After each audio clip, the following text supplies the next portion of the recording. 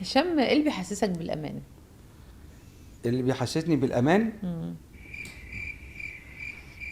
ان التلاجة يكون فيها اكل. ايه الاجابه دي؟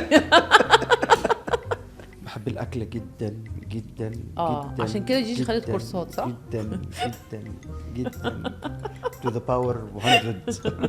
كل الاكل. كل الاكل انت من مدرسه الاكل بالليل؟ اي وقت. اه. ايوه، ان الليل لسه يكون مخلصش عشان اقدر اطلب اكل. مش قادر اقول لك يعني. طب جيجي عملت الصح. ايه؟ جيجي عملت الصح. ما هي جيجي لما لقيتني بروح لماما عشان اكل قالت ايه ده ايه ده ايه ده، انا عايز علي لما يكبر يقول عايز ارجع اروح لماما عشان ياكل، طبعا. يجيب مراته كده ويجي عشان ياكلوا. طبعا. فهو انا هعمل كده.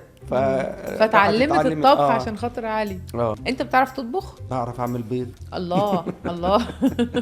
كل انواع البيض، من المسلوق، عجه، شكشوكه، اي حاجه إيه فيها الفكرة؟ بيض. ايه الحب للبيض؟ بحب طعم البيض من وانا صغير، بحبه جدا يعني، بالبلوبيف وبالبسطرمه وبالبطاطس كل حاجه. البيض يعني بالنسبه لي حاجه جامده جدا.